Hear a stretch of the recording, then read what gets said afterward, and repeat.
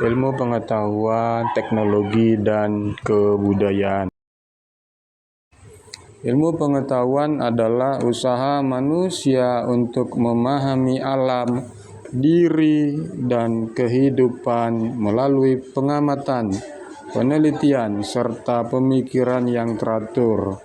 Dengan ilmu pengetahuan, manusia dapat menemukan hukum-hukum alam, menjelaskan fenomena, dan mengembangkan penemuan baru yang bermanfaat bagi kehidupan. Ilmu pengetahuan selalu berkembang sesuai dengan kebutuhan zaman.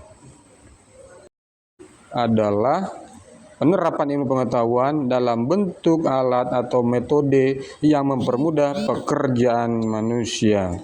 Teknologi memberi banyak manfaat, namun jika disalahgunakan juga bisa membawa dampak negatif bagi manusia maupun bagi lingkungan.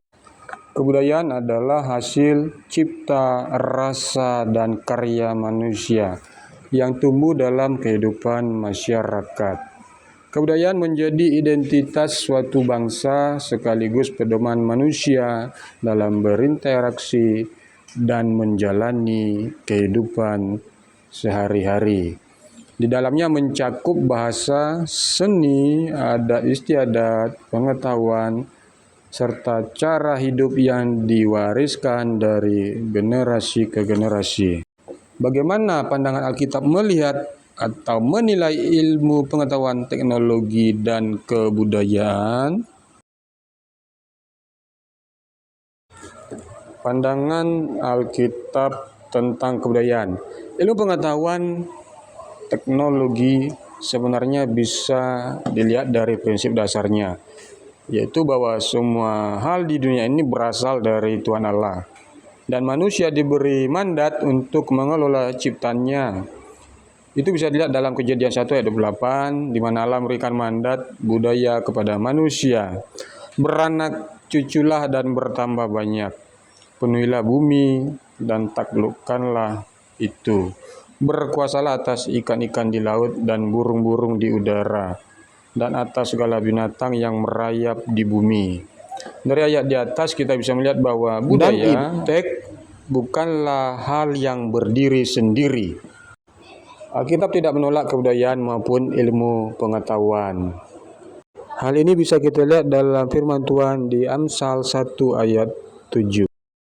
Namun Alkitab juga menjelaskan bahwa kebudayaan dan iptek bisa disalahgunakan. Hal itu bisa Anda lihat pada cerita di Kejadian 11 yang berbicara tentang peristiwa Menara Babel. Itu adalah salah satu contoh penyalahgunaan iptek menurut cerita di dalam Alkitab. Berikut ini adalah beberapa contoh kebudayaan yang bertentangan dengan firman Tuhan. Seperti penyembahan berhala, tertulis di Keluaran 20 ayat 3-5, pergaulan bebas, itu ada dalam 1 Korintus 6 ayat 18, juga ada praktik okultisme seperti yang tertulis dalam Ulangan 18 ayat 10. Di bawah ini adalah beberapa contoh penyalahgunaan iptek dan kebudayaan.